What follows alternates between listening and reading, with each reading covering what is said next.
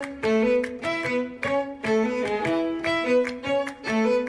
martes de A Su Salud, espacio habitual en Más de Uno Alcalá en el que les hablamos de bienestar y que hoy vamos a dedicar a las altas temperaturas, pero lo vamos a hacer con un enfoque distinto, específico, para conocer cómo afecta el calor a las personas que están diagnosticadas con una enfermedad cardiovascular, para saber cómo tienen que protegerse en verano. Y lo vamos a hacer de la mano del doctor Roberto Martín Reyes, que es jefe de servicio de cardiología del Hospital Quirón Salud Valle del Henares y que ya nos está escuchando. Roberto, ¿qué tal? Muy buenos días.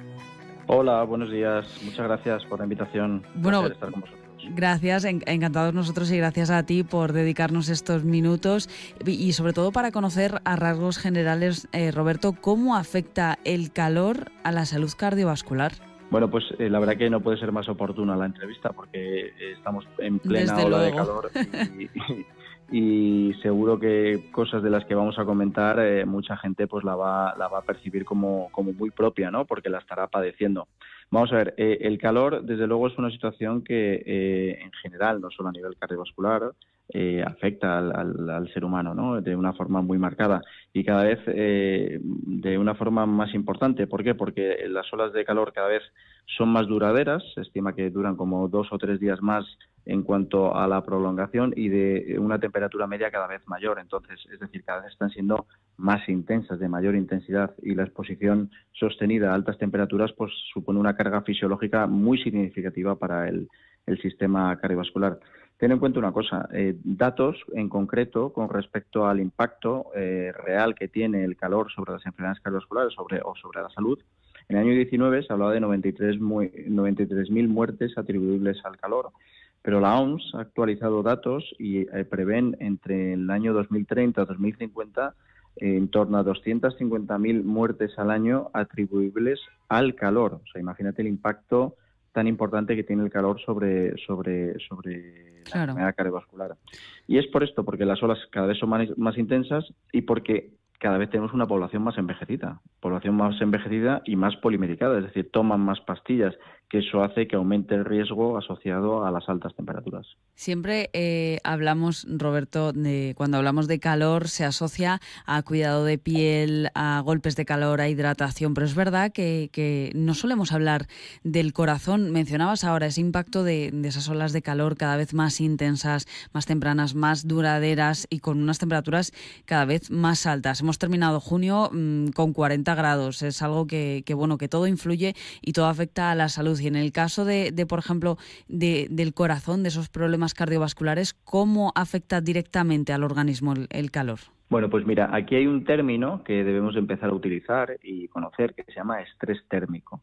El estrés térmico al final es cuando el corazón tiene tal cantidad de calor que no es capaz de eliminarlo. La forma de liberar calor lo eliminamos por la respiración y por la sudoración.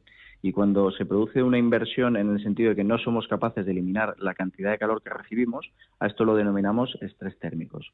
¿Qué es lo que suele pasar? Pues viene determinado porque al final, con tanto calor nos deshidratamos, disminuye el volumen circulante dentro de los vasos sanguíneos.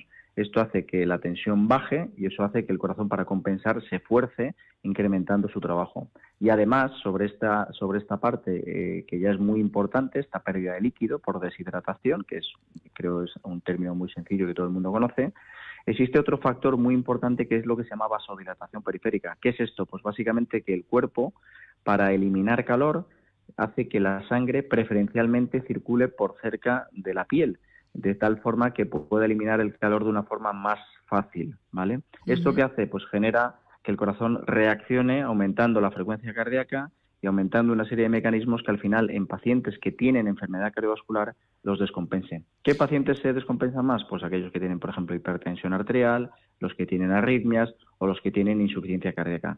También aquellos que han padecido infartos o ictus, pero principalmente esos 3 grupos.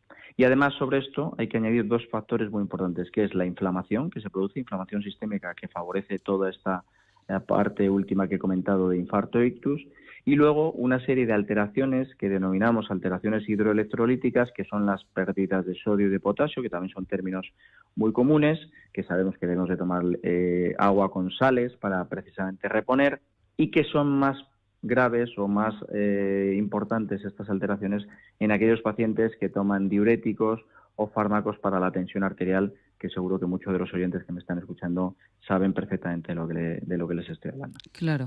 O sea, Roberto, por resumirlo de alguna manera, cuanto más calor, el corazón tiene que trabajar más o se somete a un mayor estrés y, por tanto, pues evidentemente las personas diagnosticadas con una enfermedad cardiovascular pues supone un mayor riesgo porque es un mayor trabajo para el corazón y bueno, tiene sus peligros. Mira, para hacer un resumen muy sencillo, el calor en una persona sana puede provocar pues un golpe de calor o puede producir alguna alteración, una deshidratación importante, y los mecanismos de compensación del cuerpo le ayudarán a reponerlo y no creo que vaya mucho más, ¿vale? Uh-huh. Pero los pacientes que están ya cogidos con pinzas, si pudiéramos denominarlo así, es decir, que ya tienen patologías que están en una situación o en un equilibrio inestable, un exceso de calor provoca una descompensación, porque el corazón ya no tiene esa capacidad de reacción adicional que puede tener una persona sana. Este es el matiz. Claro. ¿Vale? Y bueno, Roberto, ¿cómo se puede prevenir, ¿no? Porque las olas de calor es algo cada vez que estamos viviendo cada vez más frecuente, esas altas temperaturas. ¿Qué les dirías a esos pacientes con una enfermedad cardiovascular? ¿Qué tienen que hacer para garantizar su bienestar, su salud? Bueno, aquí hay dos cuestiones. Uno es qué grupos son los que más se afectan y luego qué medidas de prevención vamos a implementar o vamos a recomendar. Uh-huh. O sea, en aquellas personas que sean ya mayores de 70 años con enfermedad cardiovascular o hipertensión o diabetes o enfermedades ya de insuficiencia cardíaca, personas embarazadas o incluso niños menores de 5 años, en estos grupos, que son los que denominamos de alto riesgo, es donde hay que ser especialmente cauto con la exposición a altas temperaturas y con las medidas de prevención del estrés térmico y finalmente el golpe de calor, que es, digamos, donde está el gran problema. Y las medidas de prevención, pues en el fondo son medidas de prevención muy comunes y muy conocidas, que es una hidratación adecuada. Estamos hablando de beber de 2,5 litros a 3, incluso en días de calor extremo, o sea, es decir, hay que beber líquido aunque no se tenga sed, es muy importante, y evitar bebidas alcohólicas y cafeína que favorecen la sudoración y la pérdida de líquidos. Muy importante todo eso.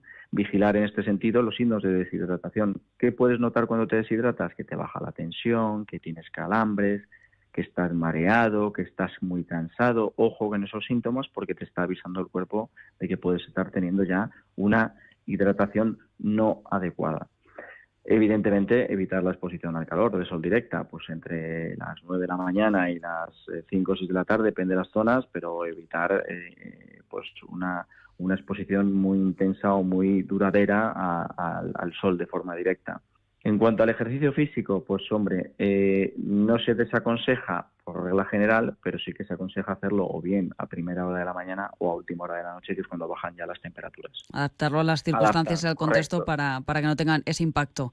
Eso es. Y luego, por último, dos cuestiones muy importantes, o tres cuestiones muy importantes, que es, yo a muchos pacientes les suelo ver antes de empezar el verano porque hay que ajustar la medicación a la baja. Sueles tener que reducir la dosis de algunos fármacos para evitar bajadas de tensión precisamente o deshidratación por el uso de diuréticos. Entonces a mí me gusta ajustar la medicación a la baja porque ya la experiencia con algunos pacientes que he tenido es que en verano pues luego lo pasan mal con la misma dosis que luego durante el invierno está fenomenal. Claro. En el control de la tensión o de su insuficiencia cardíaca. Es decir, que el control médico personalizado es muy importante.